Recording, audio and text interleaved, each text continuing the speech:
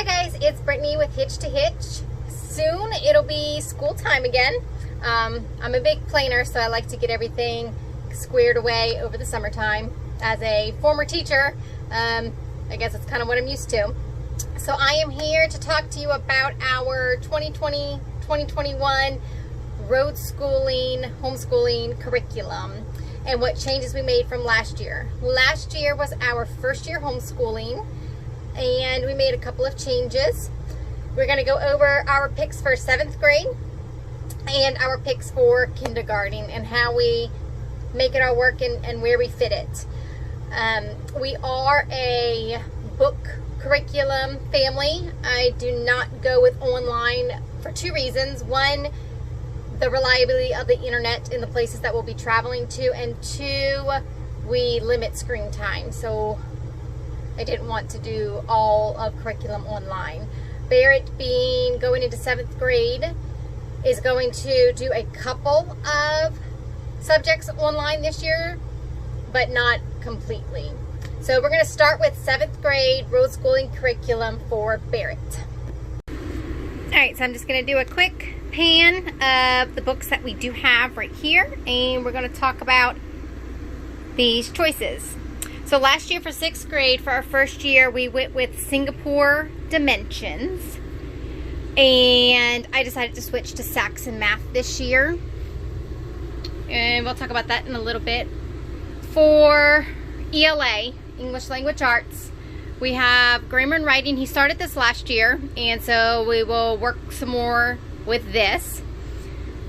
Wordly Wise is vocabulary, to introduce a little bit more vocabulary for future, ACT testing and things like that. It's good to have that experience. He has got a great vocabulary because of how much he reads, but being exposed to the way they word questions and analogies and things like that, it's a good skill to have. Also, finishing up ELA, reading, we do novel studies. So I have a list of novel studies that I will go over with you. And to finish up ELA, it's kind of cross-curricular. For writing, we are using IEW writing lessons because it covers both social studies and writing, which I absolutely love. We started the World History Detective last year and did ancient civilizations, and we stopped there. And so obviously this year for 7th grade, we're going to go with medieval. So he'll be able to get some content of medieval civilizations in this book and through the writing. Okay, so that was math, reading, and social studies. Science is going to be the one that we're going to try online for the first time. We're going to use Power Homeschooling. And for an elective, they also offer a coding. So more in the computer sciencey elective, that's what he decided he wanted to do. We're going to try those two subjects online. Anything else that we fit in, geography, Spanish, things like that, I'll make it up as we go. We're going to do a lot of geography probably with both children, and it'll be a lot of with our traveling involved. So those are the subjects that he is going to be doing. The reason we switched from Singapore to Saxon, Barrett struggles with math a lot, and my intention with going with Singapore is it seemed to be very high level and intensive to try to keep him on track with the schools, but that just made it a little bit harder for him. And Singapore doesn't build in spiral reviewing, which was not good for him. It was something I had to come up with and constantly make sheets and find sheets and print them out for him because he needs that spiral review. So switching over to Saxon, I'm hoping it is a little bit, well, it's going to be a lot more spiral review, which is great. It focuses on a lot of the basics, and it seems to be less word problem intensive, which is where he struggles, but it still does have it. So he's going to get a little bit of both, but my goal is for him to become a little bit more confident in math instead of always feeling like he's failing. And so I'm hoping he can get that with the Saxon while still covering everything he needs to cover. Okay, and the novels that we have picked for Barrett for this year, I've picked 9, maybe too many. We'll see how many we get through. And my goal in picking these novels are that there are different genres. He needs to do some nonfiction, some fiction, some mystery and poetry and all of that kind of stuff. So here's the list, and here's what we're going to try to get through. Starting off with Count of Monte Cristo. Then we go with The Bronze Bow, The Once and Future King, Trapped, that's a nonfiction, Fahrenheit 451, a Shakespeare. I haven't picked which Shakespeare, but I know we're going to go through one. A nonfiction about Barnum. I don't remember. I just wrote the word Barnum. I didn't write down the name of it. Let's see. Oh, The Great and Only Barnum. That is another nonfiction, a biography that he picked. I gave him a list of nonfictions that seemed to be on his level, and he picked Trapped and Barnum. We're going to go through some Canterbury Tales and short stories, probably a Edgar Allan Poe, and end with The Hate You Give. I just read that one. I just finished it, so that would be a good getting other perspectives. So in addition to those, there will be more subjects involved. It's just not so that I have to buy curriculums for those things. So with this being Corbin's first year, real year, because he'll start kindergarten. Last year he was in pre-K, and we did a lot of games and things like that. We'll be doing other things, like we'll be getting in some art, and we'll be getting in some music and things like that, but that's not that I need to buy a curriculum for. We'll just kind of fill that in when we need to. Okay, so next we're going to go over Corbin's kindergarten curriculum. All right, and here's a quick pan of some of the stuff. Corbin's has a lot more little parts and pieces, and we're going to go over each one of these. All right, so let's start with math. For Corbin, I chose Right Start Math. I did a lot of research. This seemed to be one of the best ones that people talk about. The approach and the intensity of games and the way that they learn, this seemed like it is going to be the best for him. So I have, you see behind me, these are all the manipulatives. So with Right Start Math, you have to buy this huge set of math manipulatives that they use throughout several years. So I'm going to go to the store to get the organizing box for these. I don't have it yet. But you have things like an abacus and a scale and rulers and tally sticks and cards for games and just a whole bunch of stuff. So Right Start Math is what we're going to use for Corbin, and we're going to see how it goes. I am aware that it could change next year. So we're going to be flexible and see how it goes. For his phonics and reading and handwriting, I chose Logic of English. And this also has lots and lots of parts and pieces that come along with it. We've got game tiles, we've got cursive cards, we've got phonograph flashcards, so it's got lots of different parts and pieces. Again, I did a lot of research for the phonics program for him, and to me it came down to All About Reading or Logic of English, and I loved how Logic of English had the built-in handwriting and how it encouraged you to start with cursive. So that's what we're going to try. We're going to try to teach Corbin how to read and write in cursive. And we also have this book that I found on Amazon. I was looking for not so much as a religion curriculum, because when I look for that, it seemed to be a lot of memorizing Bible verses, and that was not something I was interested in. I wanted something that was more about being a good person. So in this book, it is broken up into chapters, and each chapter is a skill, I guess you could say. So you've got fear, happiness, love, and it teaches kids, it goes through situations and teaches them how to be a good person. I guess how to be a Christian person and how to deal with things that you're going to come across in life. And so it's a great, this is kind of what it looks like inside. It gives you a story, and it has you talk about how you would react. And it also gives you an activity to do for these lessons.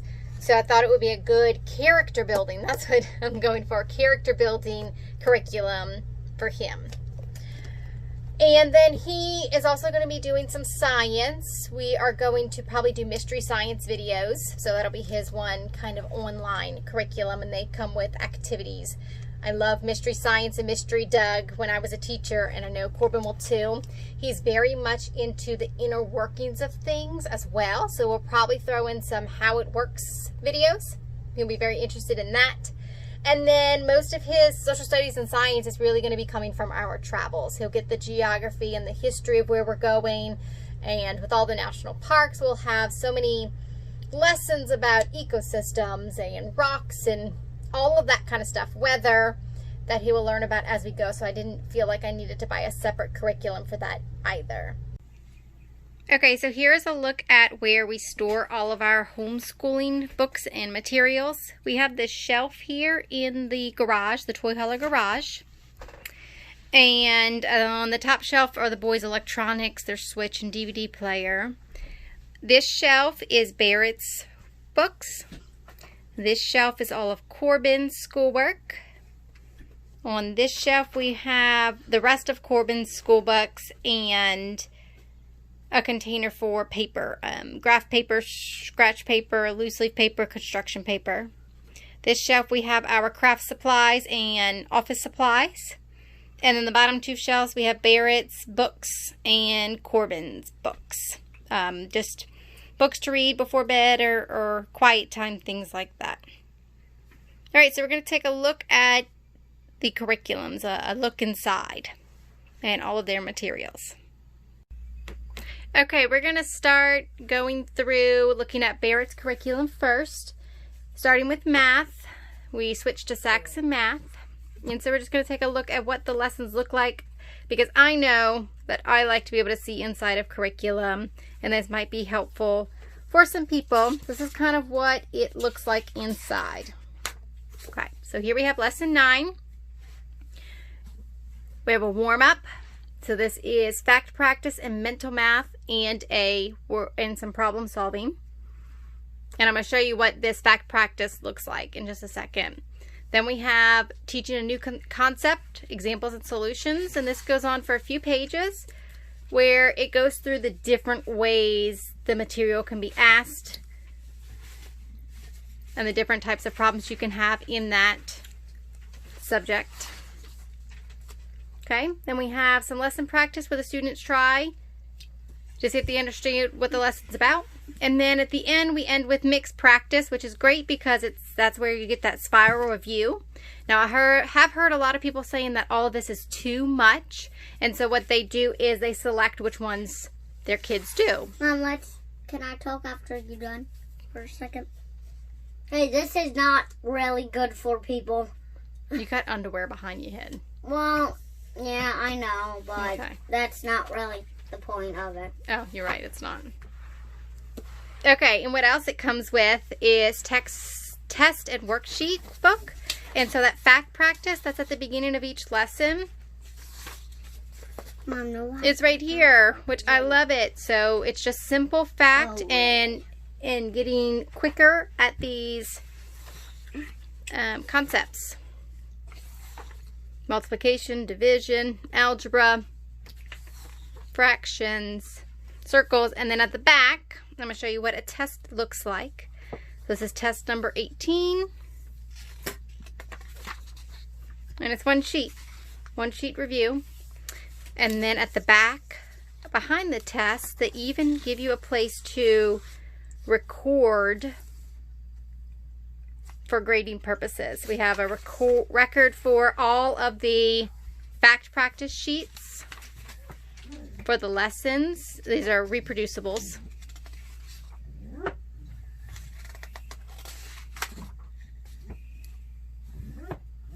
Test records. So it's all in one. It includes everything that I need for math. So I'm excited about trying that this year. Okay. So math is done. On to ELA. This is the first time we're using Wordly Wise. I am pretty excited about it. It gives you at the beginning of a lesson the words that you need to know for that week. Okay, so here it is broken down. And then there are several tasks to do. So on day 1, you work on just finding the meaning of those words and getting to know the definitions. On day 2, you are finding the word in the sentence, so some application. On day 3, more applying the meanings. On day 4, we have word study. So in here it's prefixes. Some days it's analogies. And then it always ends with a passage. So the words are in context. So you're using your vocabulary and your reading comprehension here. And then there is an extension if you want even further practice.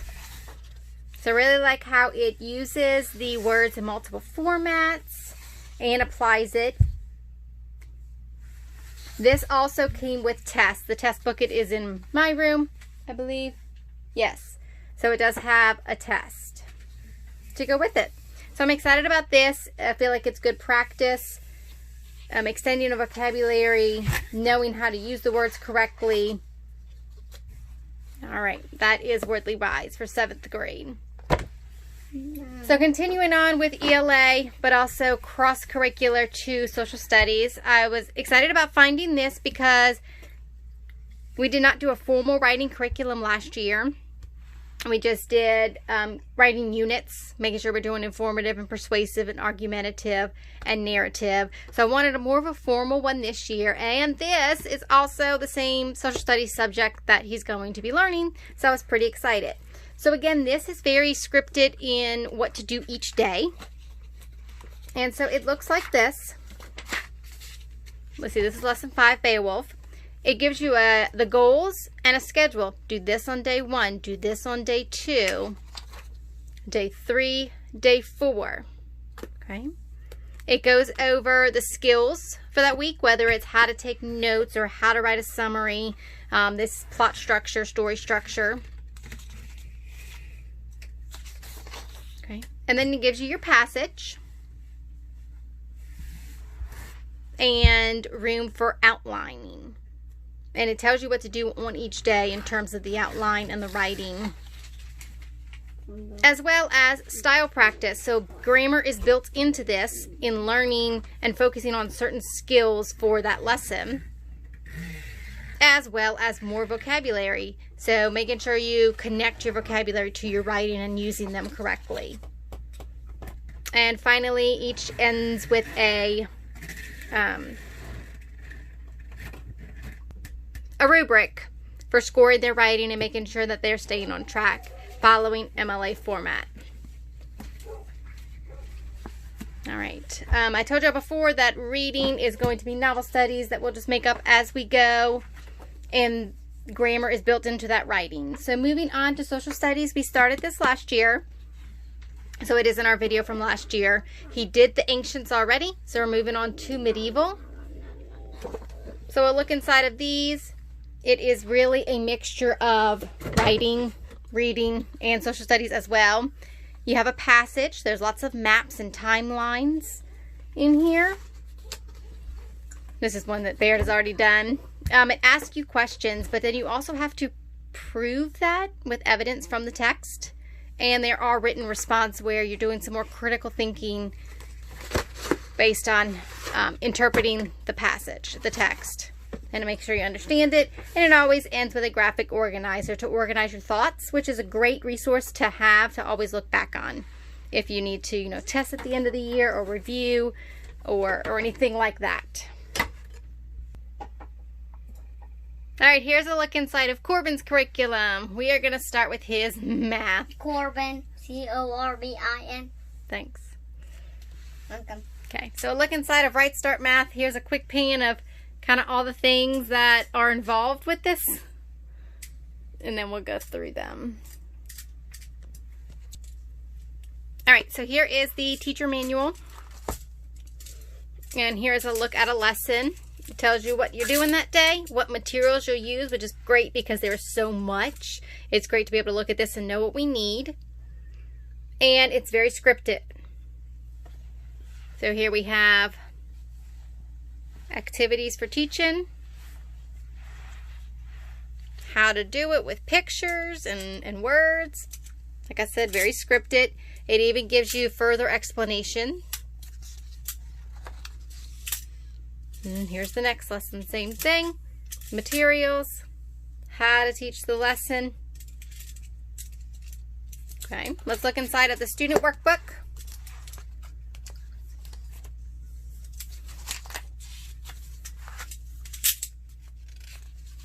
It's a lot of pages that they're going to do something with using the supplies in the bucket over here. Okay. It's probably a matching cutout match. Okay. Also get a math card game because Right Start is a lot. It's not a lot of writing. The students don't actually do worksheets where they're working on the math. They are playing games and learning. So here's a whole book on how to play the games, what materials you use.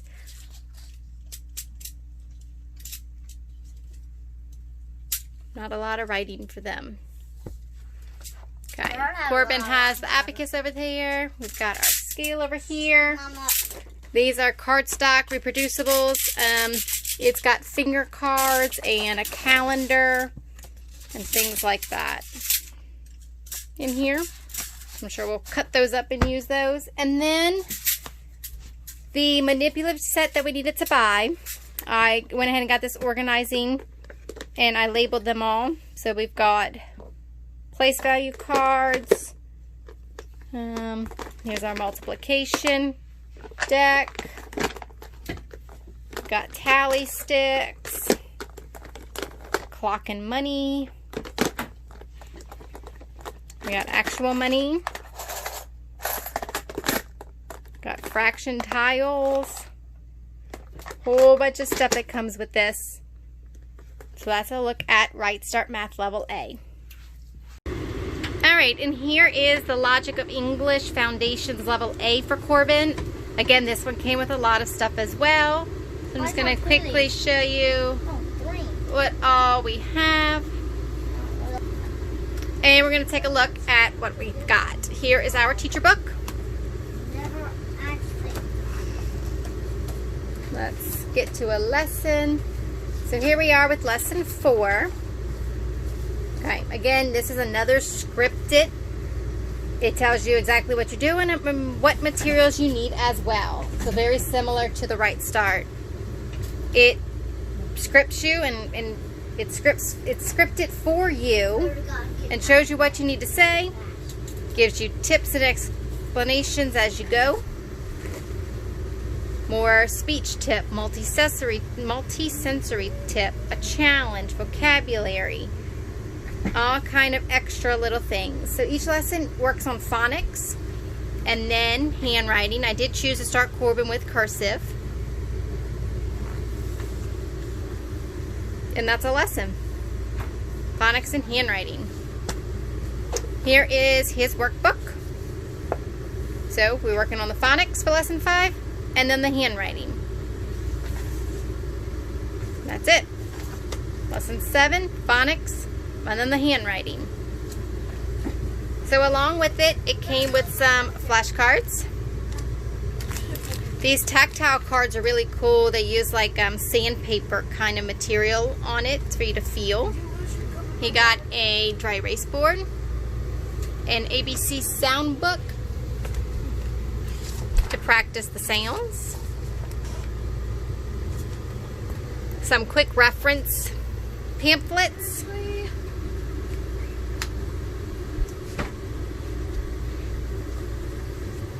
and handwriting reference, as well as we had space in our container over here for more cards for games and game tiles. So that's a look at his Phonics reading program. And the final book I have for Corbin is this character trait building workbook. It's kind of how I would describe it. I wouldn't call it necessarily super religious in that it's not memorizing Bible verses and things like that. It's more about character traits, which I loved, because this is how it's divided: caring, discouragement, responsibility, empathy, just how to be a good person, gentle, mercy. But this is what a lesson looks like. So this is a lesson on contentment. It does have a Bible verse. Then it has a story and an application where you analyze maybe how the characters act or apply it to how you would react. And then each chapter has an activity that goes with it. How to handle being excited.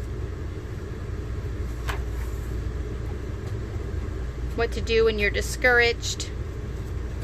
So that is a look at Gotta Have God for ages 2 to 5, a devotion book. So any questions, any comments, any suggestions are welcome. And we are very much looking forward to another year of homeschooling and seeing how it goes.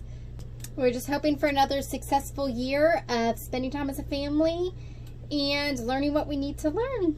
See y'all next time.